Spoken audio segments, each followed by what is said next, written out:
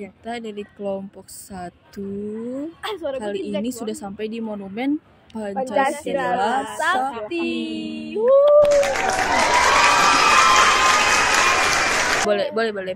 Perkenalkan anggota kelompok kami ada Septiani Fatika Sari absen 29, Sabina Drisha Putri absen 26, Adina Safa absen 1, Asri Nur Safitria absen 5, Faras Isa absen 8. Mau tahu keseruan kami? Kalau nggak mau tahu, nggak usah ditonton. Tapi apa-apa harus tahu intinya, nggak boleh nggak tahu. Harus nonton. Mau dari mana? Dari sini. Dari sana. sini. Oke, Kita keluar dulu. Keluar dulu ya. Oke, dadah. Ini kita tiba-tiba ngilang, tadi pindah tempat. Oke, 1, 2, 3. Kita udah sampai. Iya, udah sampai. Ini kita udah masuk Kita ke dalam udah sampai. museumnya. Belum. Belum. Ya maksudnya kita udah nyampe depannya. Kita udah nyampe depan museum. Oke, kalau kita ngebahas soal Monumen Pancasila Sakti pasti kan identik dengan peristiwa. PKI 30 SPKI. Betul nggak sih? Kalian mau tahu bagaimana kisah yang sebenarnya? Oke, habis ini akan kita jelaskan apa itu PKI dan bagaimana G30 SPKI dapat terjadi. Kalian penasaran? Tidak. Check this out. Cekidot. Terus ya. Nah, jadi aku tuh sekarang lagi ada di samping rumah penyiksaan. Jadi rumah penyiksaan itu adalah lokasi di mana para pahlawan revolusi ini melakukan atau dipaksa oleh para PKI untuk menandatangani persyaratan untuk melakukan kudeta kepada presiden. Terus juga pada awalnya itu untuk ruang ini itu adalah salah satu milik anggota I yang namanya Bambang Harjono, di mana dia itu merupakan seorang guru yang jadi awalnya itu ruangan ini tuh merupakan sekolahan bagi anak-anak, tapi dikarenakan ia merupakan salah satu anggota PKI, jadi dia menyumbangkan rumahnya untuk dijadikan sebagai ruang penyiksaan. Sayang banget ya sih. Nah, di dalam ruang ini ada diorama mengenai penyiksaan yang dilakukan oleh para pahlawan kepada para pahlawan revolusi. Sebelumnya, kalian tahu nggak sih diorama itu apa? Apaan tuh? diorama itu sendiri sejenis benda tiga dimensi yang terdapat patung-patung dan yang menggambarkan suasana PKI pada saat itu sendiri. Bisa kalian lihat deh diorama di belakang. Nah, ini di sini merupakan diorama rumah penyiksaan yang dibuat berdasarkan hasil berita acara pemeriksaan para pelaku penyiksaan dan pembunuhan dalam sidang Mahkamah Militer luar biasa, atau yang bisa kita sebut itu Mahmilub. Nah, ya, serta kesaksian agen polisi 2 Sukitman. Nah, tadi habis dari ruang diorama penyiksaan. Betul. Terus tadi kan kita udah ngebahas di depan bahwa tempat ini sangat identik dengan G30 SPKI. Jadi G30 SPKI itu merupakan singkatan dari Gerakan 30 September Partai Komunis Indonesia. Nah, sebelumnya kita ngebahas soal itu, tadi kan udah ditunjukin nih diorama penyiksaannya. Kita ngebahas apa itu PKI. Apa PKI? PKI apa tuh? Apaan tuh? PKI itu adalah Partai Komunis Indonesia. Seperti kita tahu bahwa paham komunis itu merupakan paham yang berbahaya ya istilahnya. Dan tujuan PKI ini hadir di Indonesia pada saat zaman Belanda saat itu ya. Waktu itu saat partai di zaman Hindia Belanda. Betul. Sekarang mungkin namanya Indonesia. PKI itu sekarang juga udah dibubarkan. Jadi PKI itu memang hadir membawa paham komunis ke Indonesia. Tujuannya itu membuat Presiden Soekarno dan Hatta itu lengser dan juga menerapkan paham komunis untuk masuk ke Indonesia. Oh iya, terus juga PKI ini tujuannya ingin merubah ideologi kita. Indonesia. Kita kan sebelumnya di Indonesia ini kan ada banyak agama ya, ada agama Islam, agama Kristen, agama Katolik, agama Hindu, Buddha, Konghucu. Nah, tujuannya mereka untuk menghapus itu semua dan mengubah paham kita menjadi paham komunis yang sangat berbahaya, sangat merugikan. Dan semoga sampai saat ini PKI sudah tidak ada lagi di Indonesia gitu. Setuju. Mari sekarang kita keliling lagi. Ini nama tempatnya apa? Ya, ini sebagai salah satu kunjungan kita untuk mengenang lagi para pahlawan yang menjadi korban dari G30 SPKI. Kalau kalian mau lihat, di sini ada lubangnya. Silakan untuk dilihat.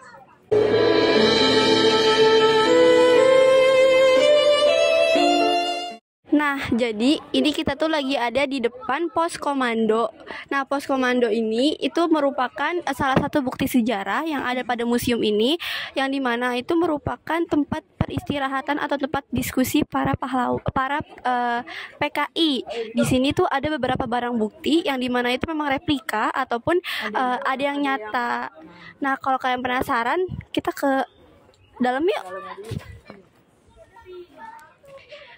Jadi pertama-tama itu ada ruang tamu. Nah, ruang tamu ini berisi seperti ini, yang dimana ini tuh merupakan barang asli atau barang memang tinggalan, bukan pembuatan atau replika. Untuk selanjutnya ada ruangan atau ada bilik ini.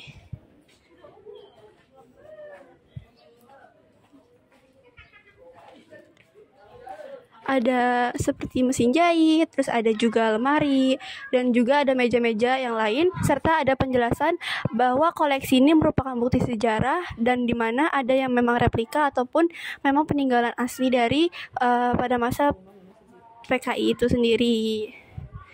Hai, ada Dinda. Lihat atas. Nah, lampu ini tuh merupakan replika. Jadi ini bukan peninggalan asli dari PKI. Oke. Selesai. Posnya udah selesai deh. Kita lanjut. Berikutnya. Bisa disebut dengan dapur umum, yang dimana pada tanggal 1 Oktober 1965 rumah ini tuh digunakan sebagai dapur umum bagi anggota pasukan pemberontakan G30 SPKI. Ayo kita masuk, guys. Ini di sini ada bangkunya tempat mereka duduk.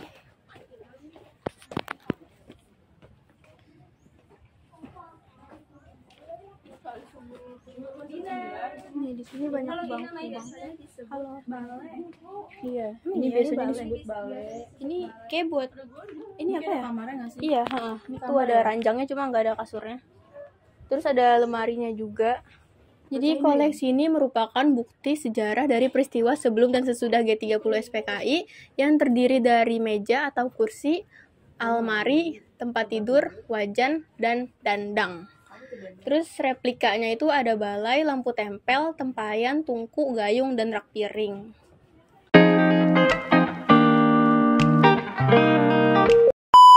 Mobil truk apa bacanya?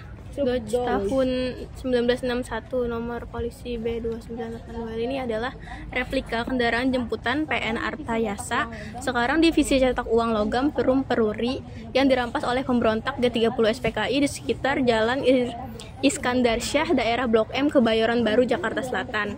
Kemudian kendaraan tersebut digunakan oleh pemberontakan G30 SPKI menculik dan mengangkut jenazah Brigjen TNI DI Panjaitan dari kediamannya ke daerah Lubang Buaya, Jakarta Timur pada tanggal 1 Oktober 1965. Nah, di sini tuh ada mobil Dinas Menteri Panglima Angkatan Darat. Mobil ini namanya GM Old Mobile tahun 98. Letnan Jenderal Ahmad Yani selain sebagai Menteri atau Panglima Angkatan Darat, juga merangkap sebagai Kepala Staf Komanda tertinggi sejak bulan Februari 1965 sampai gugurnya beliau oleh gerombolan G30 SPKI. Nah, mobil dinas ini dengan nomor registrasi AD01 yang digunakan oleh Menteri atau Panglima Darat Letjen TNI Ahmad Yani. Jadi selanjutnya adalah mobil Toyota Land Cruise. Jadi mobil ini adalah mobil dinas Panglima Kostrad. Pada tanggal 1 Oktober 1965 pukul 7:30, Mayor Jenderal TNI Soeharto beserta stafnya sudah berada di markas Kostrad guna menganalisa dan mempelajari situasi. Dengan pedoman pemerintah Men atau Pangat, apabila Men atau Pangat berhalangan, maka kedudukan Men atau Pangat digantikan bawahannya. Dan juga telah mendapat saran dari beberapa perwira tinggi TNI AD. Atas perintah tersebut, Pangkostrat Mayor Jenderal TNI Soeharto memutuskan untuk memegang pimpinan sementara TNI Angkatan Darat. Dengan menggunakan Jeep Toyota Canvas nomor 04622957, Mayor Jenderal Soeharto segera bertindak untuk menumpas G30 SPKI yang didalangi oleh ex-letkol dan tokoh PKI yang lain. Ini maket ya, maket atau denah ya menggambarkan tentang peristiwa di tahun 65. Nah, di sini kan tadi kalian sudah sampai di sini tadi kan, sudah lihat rumah penahanannya. Nah, para korbannya itu di sampingnya itu kan ada sumur tuh, sumur tua. Jadi korban-korban itu dimasukkannya ke situ, ke sumur tua. Sekarang kan sudah dijadikan museum semua. Walaupun masih asli ya, bangunannya masih asli, tapi sudah dibuat apa namanya, seperti etalase ya. Jadi kita nggak bisa masuk ke ruang penahanannya. Oke, sekarang di sini tuh terdapat beberapa diorama, banyak banget di sini. Terus sekarang coba deh masuk dulu sini. Nah, di sini tuh terdapat diorama peristiwa revolusi sosial di Langkat yang pada tanggal 9 Maret 1946. Nah, lahiran Republik Indonesia ini belum sepenuhnya kan diterima sama kerajaan-kerajaan ya. Terutama pada yang kerajaan di Sumatera Timur kan. Jadi pada tanggal 3 Maret 1946 ini terjadilah revolusi solusi ini kan. Revolusi ini terjadi dan dilakukan oleh PKI yang tidak hanya menghapus pemerintahan kerajaan, tapi juga membunuh-bunuh kerajaan serta keluarga-keluarganya. Setelah dibunuh habis, mereka itu PKI merampas harta benda yang terdapat di kerajaan-kerajaan itu, gitu. Sekarang kita lanjut. Nah, di sini terdapat diorama pemogokan buruh Sarbupri di Belangu pada tanggal 23 Juni 1946. Kalian tahu nggak sih, diorama ini tuh menggambarkan salah satu usaha PKI untuk menjatuhkan wibawa pemerintahan Republik Indonesia dan mengacaukan perekonomian melalui aksi pemogokan buruh. Jadi buruh-buruh pabrik kantung goni ini kan mereka ini salah satu buruh karung goni kan dari 7 perusahaan perkebunan milik pemerintahan di Delangu. KT melancarkan aksi mogok menuntut kenaikan upah. Mereka ini adalah anggota Serikat Buruh Perkebunan Republik Indonesia. Tuntutan itu sulit dipenuhi karena negara sedang mengalami kesulitan ekonomi juga, gitu. Jadi aksi ini sangat merugikan negara yang berakhir pada tanggal 18 Juli 1948. Jadi setelah partai politik ini mengeluarkan pernyataan menyetujui program nasional.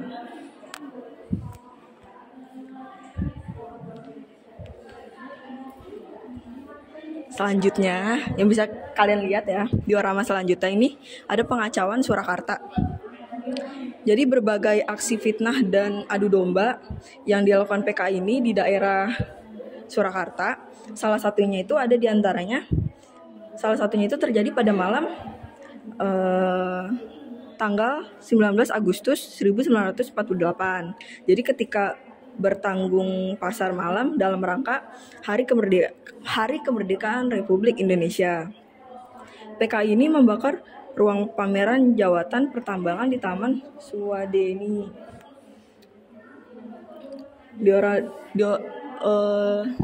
Di sini terdapat banyak sekali diorama. Jadi kita bakalan nunjukin aja ya, oke? Cukup penjelasan yang tadi udah dijelasin.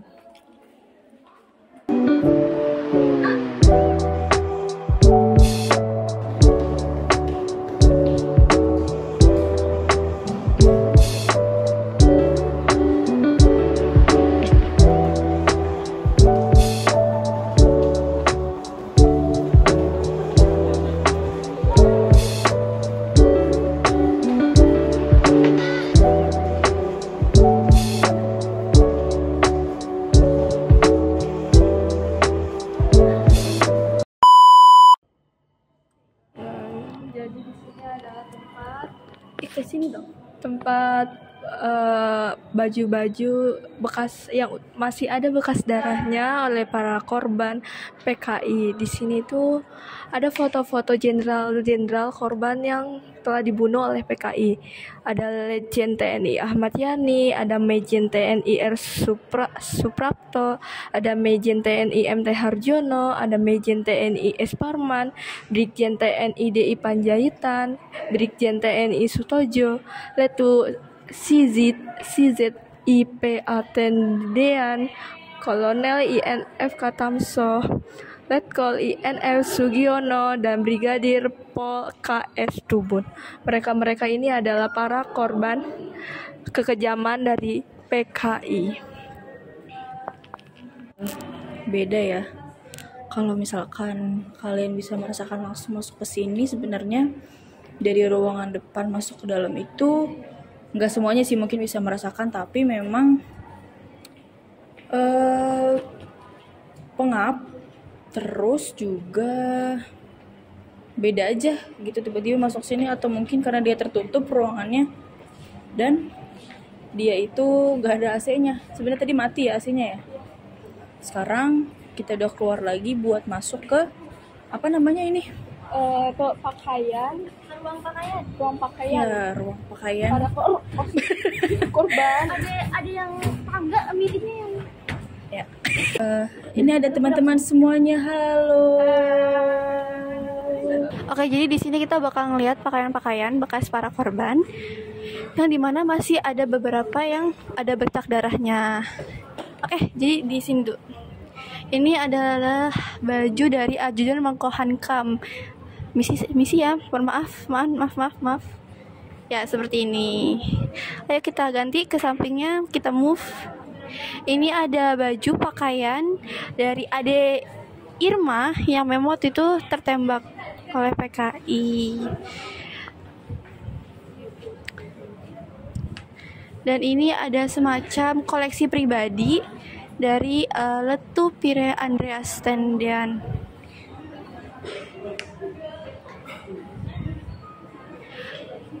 Memang bisa dibilang cukup banyak untuk koleksi-koleksi dari pakaian ataupun dari peralatan, dan juga koleksi-koleksi pribadi para korban seperti itu.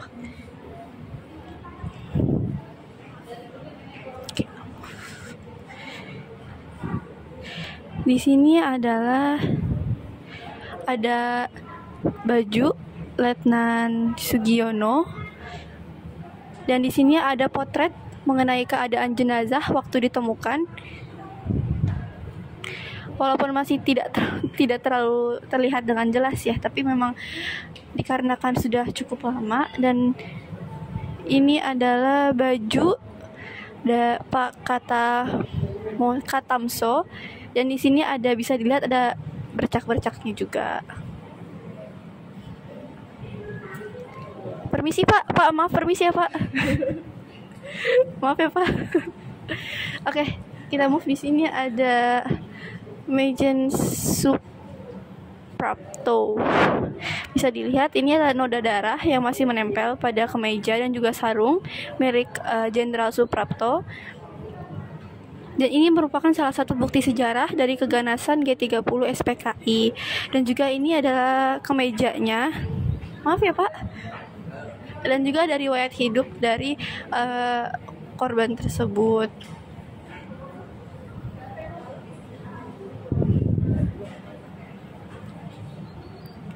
Ya, dan di sini ada yang namanya baju celana dari yang dikenakan oleh almarhum Letnan Ahmad Yani mengenai perihal bukti sejarah yang menggambarkan bukti sejarah G30 SPKI. Ya, untuk selanjutnya sini ada, maaf ya agak rame, Ahmad Haji Mejen. Ya, seperti itu. Kurang lebihnya seperti itu. Oke, ya. Halo guys, jadi di sini kita bakal jelasin sedikit tentang ideologi komunisme. Nah, kan salah satu tujuan PKI itu adalah mengganti ideologi Pancasila menjadi ideologi komunisme. Kalian tahu gak sih apa itu ideologi komunisme? Aku nggak tahu sih Kak, aduh gimana ya. Oke, jadi komunisme ini memiliki pengertian sebagai suatu ideologi atau paham yang berkaitan dengan filosofi politik, sosial, dan ekonomi. Nah, tujuan pokok dari komunisme ini adalah untuk memajukan masyarakat serta ekonominya. Selain itu, komunisme juga dapat diartikan sebagai suatu ideologi yang menjunjung tinggi kepentingan umum di atas kepentingan individu ataupun golongan. Nah, ideologi komunisme ini terfokus pada kepemilikan bersama atas alat-alat produksi atau kekayaan-kekayaan yang ada di negara kita, seperti misalnya modal, tanah, serta bahkan tenaga kerja, di mana tujuannya adalah untuk mewujudkan masyarakat yang makmur dan setara atau tanpa kelas. Jadi semua kekayaan alam yang ada di Indonesia ini bakal diambil alih sama pemerintah. Terus juga yang dan tidak mengakui adanya kepemilikan individu selain pakaian, perabotan, dan upah. Jadi benar-benar sumber daya alam yang ada di negara ini bakal dikelola sama pemerintah. Kita cuma kayak rakyat yang nurut-nurut aja gitu.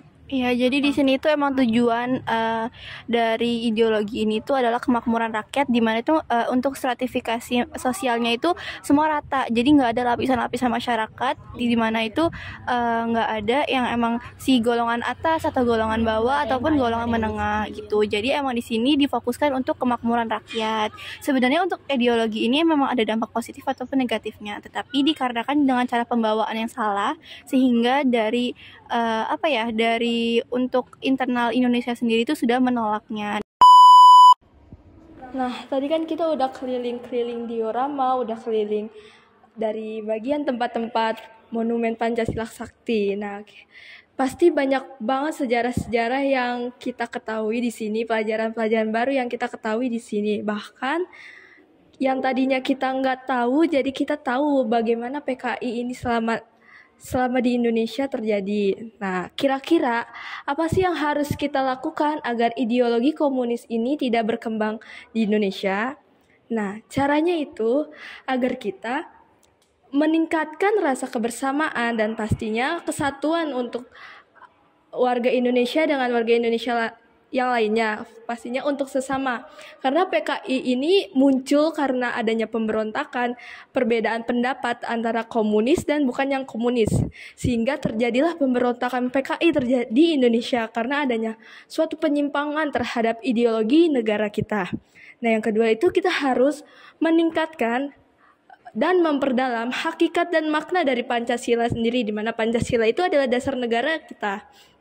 Dan pastinya kita tidak boleh terpengaruh dan harus menyaring informasi terlebih dahulu agar tidak menyimpang terhadap Pancasila, yaitu ideologi negara kita sendiri. Nah, kira-kira bagaimana ya menurut pendapat para pengunjung di sekitar Museum Pancasila Sakti? Kalau mau tahu? Nah, di sini kita bersama pengunjung yang berada di Museum Pancasila Sakti. Boleh tahu namanya siapa? Zakia. Zakia, mau nanya dong, apa yang harus kita lakukan agar ideologi komunis ini tidak berkembang di Indonesia? Ya mungkin melalui peningkatan pengetahuan tentang, kita juga udah ngetahui nih tentang sejarah-sejarah zaman dulu.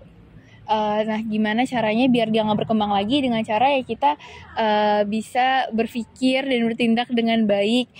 Terus juga kita harus meningkatkan kebersamaan, bersatu dan berdamai dalam negara ini, dan kita juga bisa menganalisis gitu mana yang baik dan mana yang buruk, sehingga ideologi komunis ini tidak bisa berkembang di negara kita gitu. Terima kasih Zakia. Nah, tadi itu merupakan pendapat dari pengunjung lain yang berada di Museum Pancasila Sakti ini. Mungkin kita bisa mengambil poin-poin penting dalam seluruh jawaban-jawaban dari Zakia ini. Nah, teman-teman, kita sekarang sudah di penghujung video. Tadi kita udah masuk di beberapa tempat-tempat. Tadi kayak apa? Ada pos komando, Ada dapur umum, terus ada juga ruang penyiksaan, terus ada sumur maut.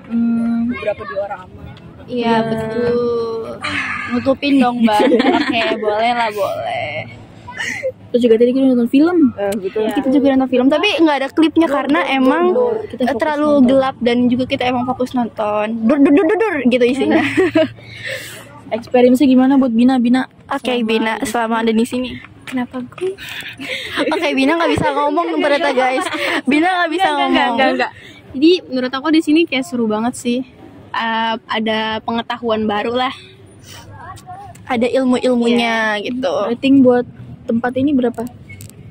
9 dari 10. Gak boleh kata kasar. Bercanda. Oke. Siapa? Oke, saya. Kalau untuk saya sendiri dari tempat ini tuh apa ya? Kalau untuk di sini tuh menurut saya udah cukup bagus. Bahkan kayak saya juga agak kaget karena untuk apa ya? Untuk bukti-bukti yang ada tuh masih tertata dengan rapi, masih tersimpan dengan baik. Jadi di sini tuh kayak banyak ilmu-ilmu yang bisa kita ambil dari kunjungan ke museum ini, dan juga dengan vlog yang sudah kita bawakan ini. Semoga kedepannya untuk yang nonton itu bisa mengetahui apa sih inti dari atau tujuan dari adanya museum gitu. Jadi untuk rate-nya dari saya, jadi untuk ya untuk rate-nya itu 7/10. Wow. Enggak, bercanda. Kalau dipuji-puji tuh.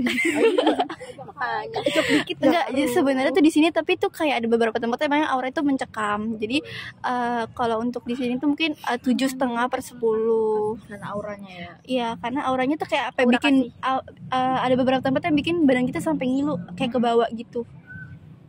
Kamu Tika? Lu? Oh saya. Kalau menurut aku tempat ini enak sih, tempatnya luas. Jadi nggak pengap, apalagi tadi banyak kita barengan sama rombongan ya. Tapi ternyata tidak sepenuh itu. Terus juga kita masih punya space buat bikin video kayak tadi udah kalian tonton. Terus juga di sini dan di tempatnya itu nggak terlalu panas yang terik banget ya. Ini ada pohon jadi rindang-rindang gitu tempatnya. Terus juga buat ini sih paling apa ya, kita jadi kayak menerka-nerka tempatnya sendiri, mungkin karena kita nggak pakai guide nggak sih? Iya, Jadi betul. kayak nggak ada orang yang stay untuk oh ini tempat ini gitu, paling nggak ngasih tanda oh ini tempatnya ini, jadi bener-bener kita keliling sendiri aja gitu. Iya. Untungnya tadi ada buku panduan itu ya, itu membantu sih. Dan ini masalahnya tuh kayak untuk apa ya, penamaan tempatnya tuh kecil. Jadi itu kayak nggak ada pelang yang besar. Jadi itu kayak kita menerka-nerka ini apa ya, ini kamar, oh ini apa ya gitu. Harus disamperin dulu tempatnya. Iya. Terus jadi buat penayangan filmnya juga mungkin karena yang udah sering nonton di TV, jadi ya udah filmnya gitu-gitu aja. Terus mungkin buat next kayaknya pegawainya jarang kelihatan nggak sih di sini? Iya, bahkan dikit juga. Iya, dikit kelihatan. Jarang pegawainya kelihatan, tapi tempatnya enak kok, adem. Terus Asri, juga harganya buat kesini terjangkau banget, apalagi buat kita para pelajar. Intinya sangat memberikan experience yang bagus sih, terutama buat aku sendiri, apalagi buat soal sejarah G30 SPKI. Kita harus lebih menghargai lagi ternyata jasa para pahlawan yang luar biasa. Mereka mengorbankan nyawanya demi Indonesia. Ya amin ya Allah. Amin. Ratingnya aku kasih rating 8/10 sama tadi kayak Faras, auranya. Oke, next ketiga. Dari aku sendiri, ini kan pengalaman kedua aku ya kesini. Jadi pas pertama itu kan pas aku masih kecil, jadi mungkin belum ngunjungi. Bener, jadi aku kesini pas pertama kali tuh belum yang menelusuri semuanya gitu loh. Kayak ngeliat semuanya gitu. Terus sekarang yang pengalaman kedua, kita hampir ngunjungin semuanya kan, ngeliat gitu. Dari suasananya kan kayak ya tadi mencekam, tapi itu bikin seru gitu. Dari filmnya juga, filmnya cuma tadi dari pintu belakang banyak yang buka pintu mulu ya, nggak tahu, jadi kayak tiba-tiba nengok gitu kan, aduh gitu. Ya itu pas dibuka pintunya tuh kayak cahaya matahari gitu. Tempatnya benar-benar gelap gitu. Iya. Terus rating 9,5/10 karena aura mencekam kece. Kece Gimana banget, malah emang bikin bener-bener senang ya. Coba menurut Aci gimana? Menurut aku ini kan pertama kalinya ke sini ya. Sebenarnya dulu pernah mau ke sini tapi masih dalam kandungan. Masih dalam kandungan. Itu perjalanannya udah mau ke sini tapi nggak jadi ke sini karena mau lahir. Mama saya mau lahir jadi nggak jadi. Dan akhirnya setelah udah berapa tahun ya? 18 tahun penantian akhirnya bisa ke sini. Tempatnya itu sama seperti yang lain, sangat mencekam. Apalagi tadi saya itu keliling-keliling duluan daripada mereka.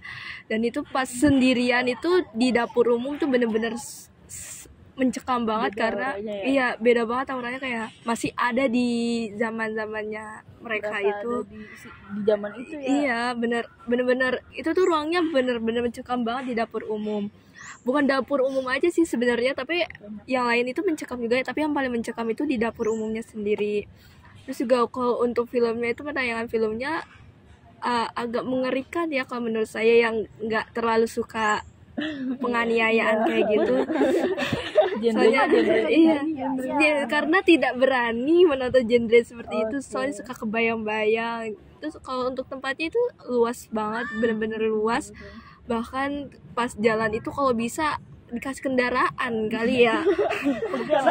saking luasnya. Kita pemuda remaja-remaja jompo. Terus juga banyak sih pengetahuan baru yang didapetin di tempat ini. Bahkan yang tadinya awalnya kita nggak tahu jadi tahu, kayak sejarah-sejarahnya, tempat-tempatnya, peninggalan-peninggalannya. Bahkan di tempat sumur maut itu benar-benar kayak wah ternyata seperti ini tempat para korban ditempatkan. Dan untuk rating tempat ini itu 9/10 karena seru di sini. Walaupun mencekam tapi tetap seru. Oke, jadi ini kita closingan di pintu masuk. Betul lagi. Yaudah, kita mau mengucapkan terima kasih banyak buat teman-teman yang udah mau menonton vlog kita. Semoga bisa bermanfaat. Terus bisa dapat hikmah yang baik lah dari tempat ini. Terus pokoknya yang belum kesini harus kesini. Betul. Wajib. Cobain sendiri. Cobaan itu harus dicobain. Oh ya, betul. Sekian, terima kasih. Kita sudah mau pulang karena sudah capek. Emang kita pulang? Kita mau sholat. Iya, betul, sholat. Habis kita sholat, kita mau mau kemana-mana. Sekian, terima kasih buat yang udah nonton. Semoga kalian suka videonya. Jangan like dan subscribe. Emang ini bakal di upload? Aci belum. Kata penutup, kata-kata terakhir. Oke, untuk video ini kita akhiri cukup sampai di sini. Kurang lebihnya mohon maaf. Oh iya, untuk Pak Kita kan udah. Oh iya, terima kasih buat Bapak Asep yang sudah mendampingi. Untuk Pak Asep, note untuk Pak Asep dimohon untuk memberikan nilai yang tinggi. 100 Pak, 100 boleh, 90 boleh. Kebalik lagi 001. Oh ya? 100. Wih, 1000. Oke, jadi intinya seperti itu. Udah. Terima kasih Pak Asep. Terima kasih Pak Asep, terima kasih teman-teman. Dan juga terima kasih yang sudah menonton. Dadah. Assalamualaikum. Mari kita jalan-jalan. Bukan jalan-jalan, tapi kita lihat-lihat. Oh, ini bisa. Ci, lu ngomong apa ya gue, Ci? Halo. Lah, kok berdiri sepi banget? Tempatnya. Oke.